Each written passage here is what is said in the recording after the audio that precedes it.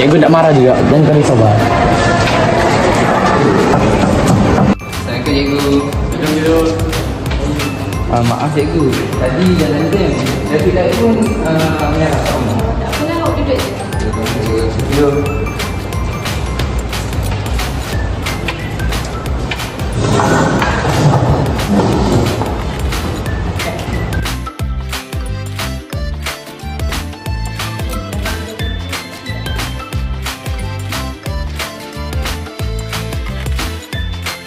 Cikgu, saya tak faham lah.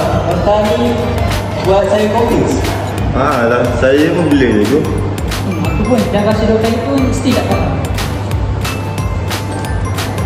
Kamu semua guna bahasa Selangor ke dalam kelas? Ini kan pembelajaran. Mana boleh guna bahasa Selangor? Ini pembelajaran, jadi gunakan bahasa Melayu baku yang betul. Bukan confused tetapi keliru. Bukan blur tapi tidak dapat difahami. Faham? Bahasa yang tepat memudahkan semua orang memahami. Jika di dalam kelas, elakkan Selangor supaya pembelajaran menjadi lebih teratur dan jelas. Okey semua?